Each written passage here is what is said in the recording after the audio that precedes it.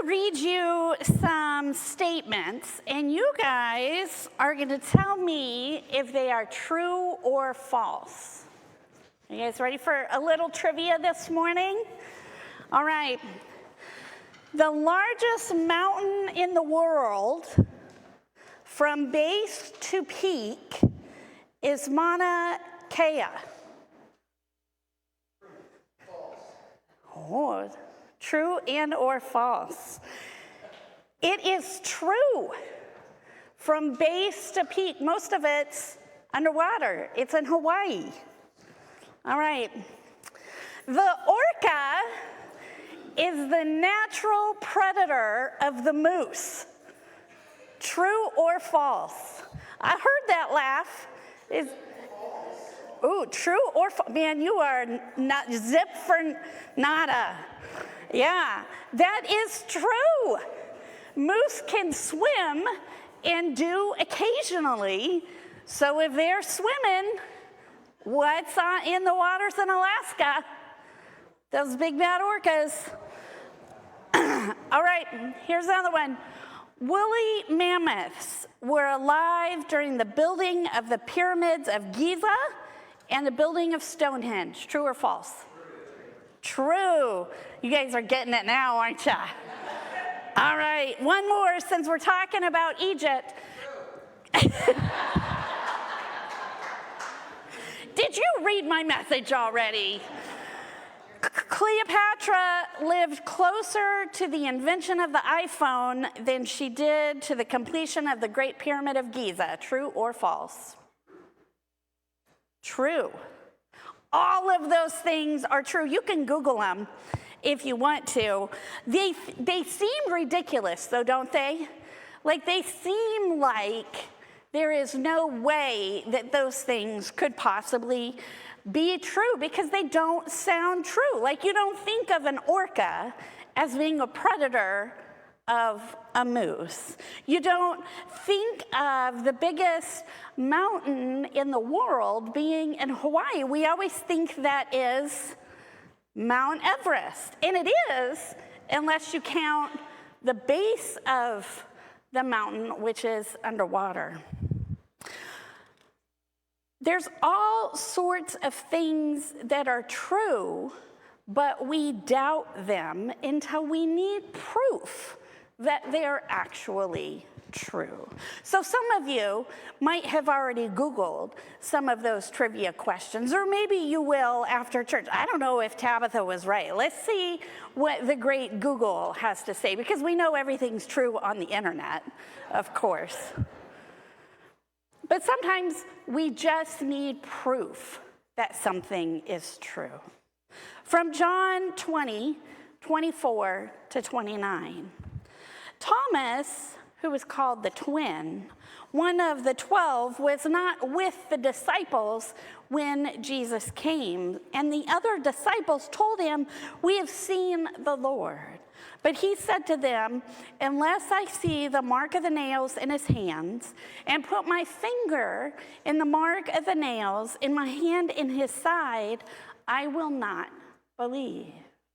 A week later, his disciples were again in the house, and Thomas was with them. And although the doors were shut, Jesus came and stood among them and said, "Peace be with you."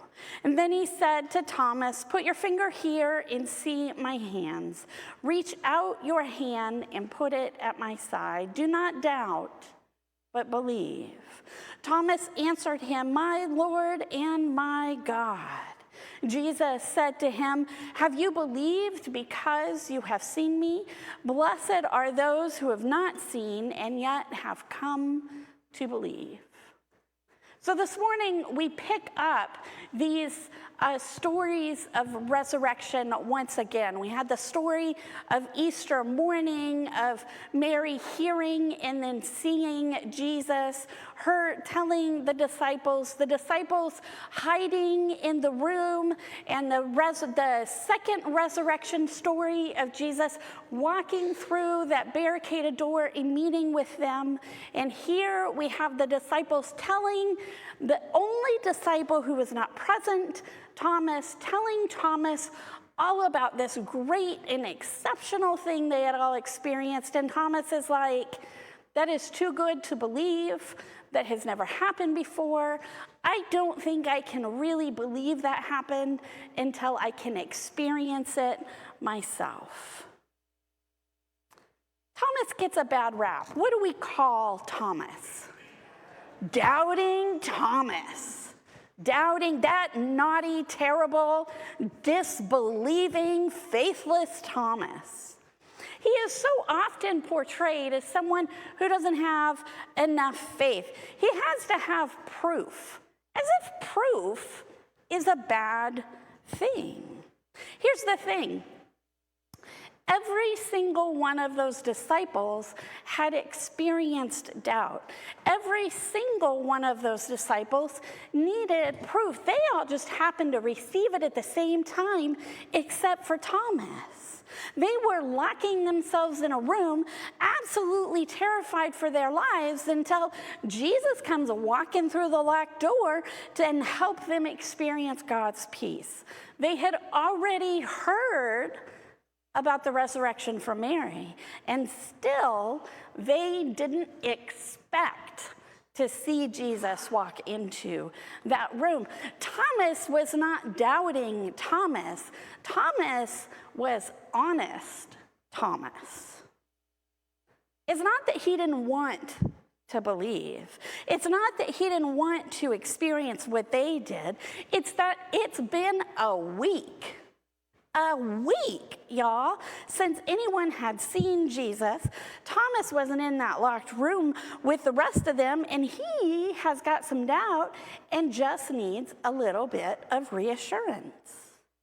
He's not being difficult. He's not forgetting his faith. He's not ignoring the things that Jesus talked about and taught him. He's having some difficulty with trust, because his heart has just been broken. He has been shattered. He's grieving. He's scared. He's trying to protect himself and not rush into something that's going to lead to more death, heartbreak, and fear. He wants the peace that he sees all of his friends experience, but he needs his own experience with Jesus. Theologian Caroline Lewis reminds us that Thomas gets to say what we all want to say, the truth of what we do not want to admit, how difficult it is to believe in Jesus, whom we have never encountered for ourselves. Jesus doesn't condemn Thomas. Not even a little. Jesus comes to show him what he needs to see. Jesus shows up for Thomas. Why does Jesus do that? Because that's how Thomas needs to experience him. Jesus doesn't have anything to prove, but Thomas needs to experience Jesus in a particular way. Friends, that is compassion. That is understanding. That is Jesus showing that he loves Thomas. And in this moment of raw honesty and emotion, this moment provides for all of us a way to talk about our own fears and our own doubts and our own difficulties in faith. I'm not going to ask for a show of hands or anything, but I want you to think about, have you ever had difficulty with your faith? I'm going to throw up 2 hands right here. Swing them around. Have I ever had difficulty with my faith? Well, heck yeah, I have. And I know already that you have too, because you know what? We're human beings. Doubt is not a bad thing. Doubting is not sinful. Questions are not a bad thing.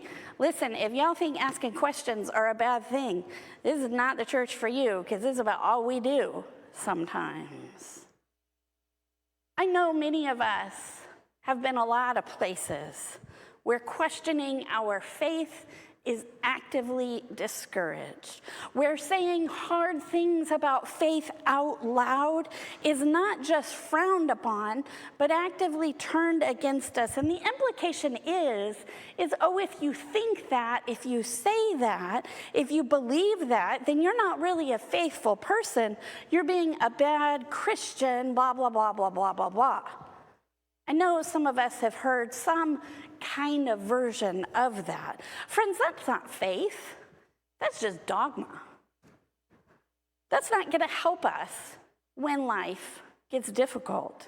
When we get some kind of curveball and we don't know what to do and we're confused and we find that we're lost and we need some help. Refusing to be honest in our faith is not going to help us at all, because faith isn't about pretending that things are okay and fine when they very much are not. It's like that meme of the dumpster fire and that little cartoon guy who's standing in front of it saying, "It's fine.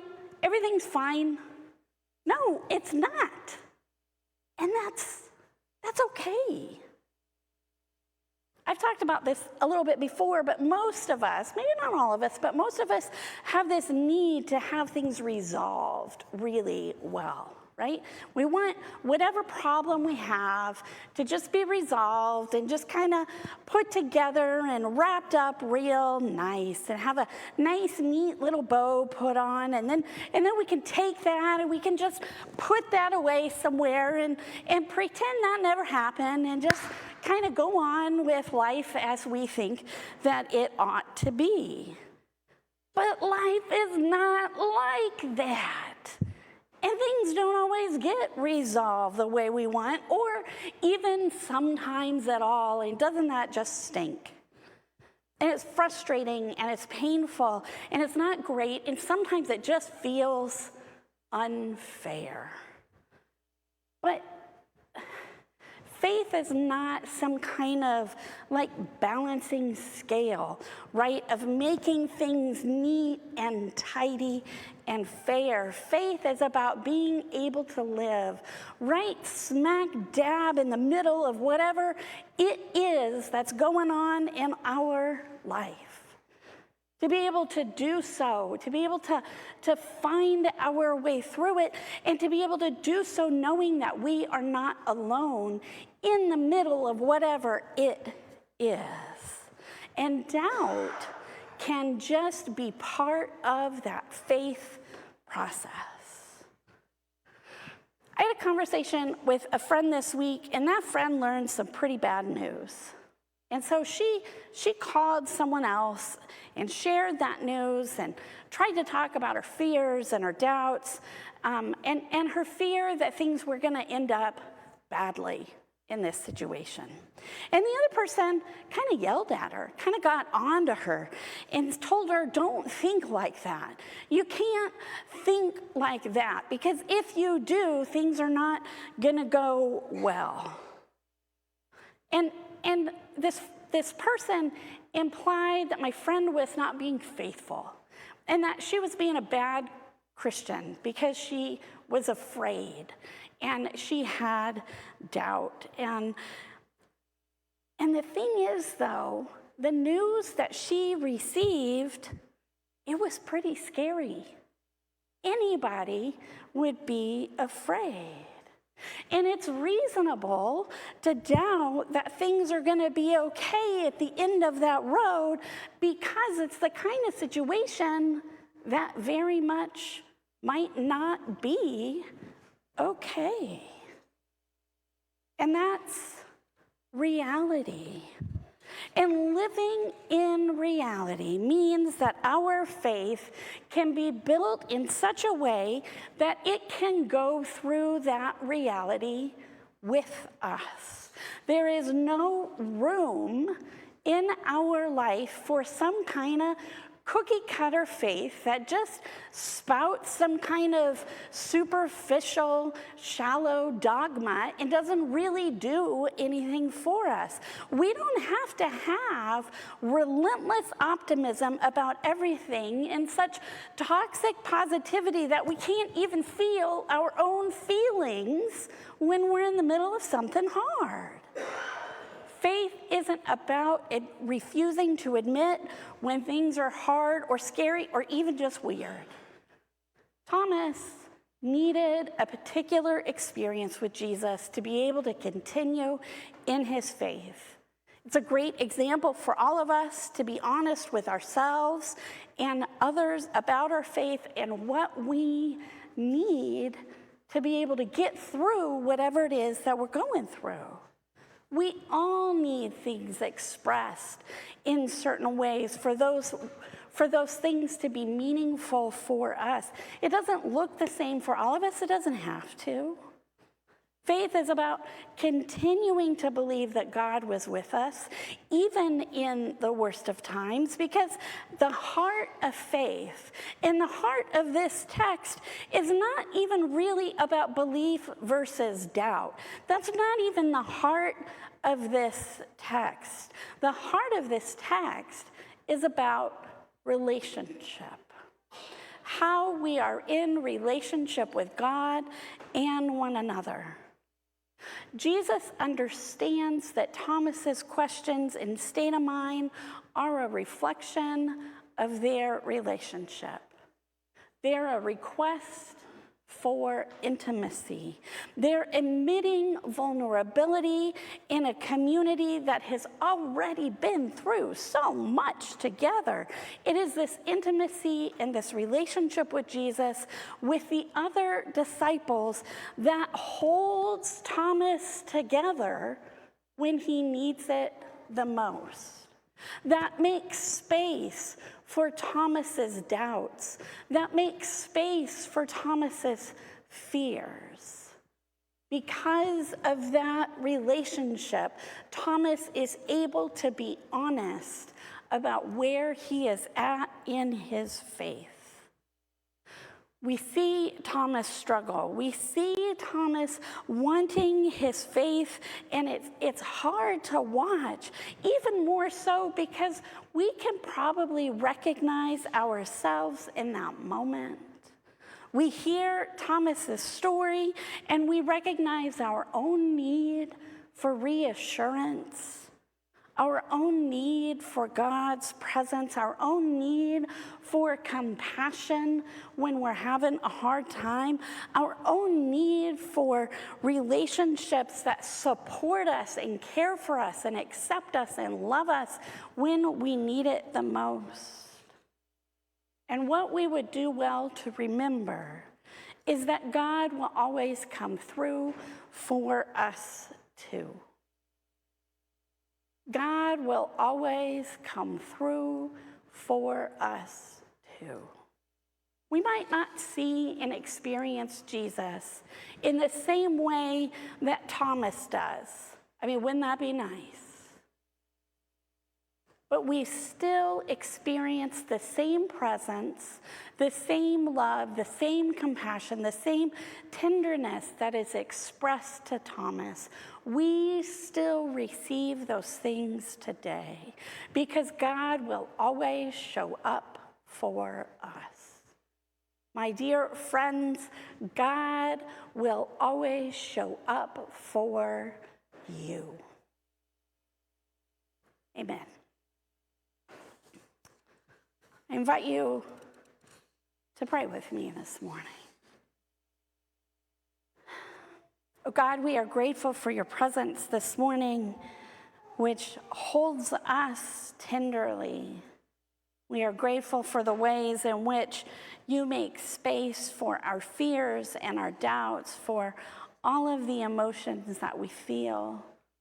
They all came from you anyway. We know sometimes that life is not perfect. It is not always what we want it to be. Sometimes it's absolutely delightful and joyful, and we celebrate. And sometimes it's really difficult and we grieve, and we have frustrations and fears. And we know that in all of those things and so many more, you are with us, that you show up for us.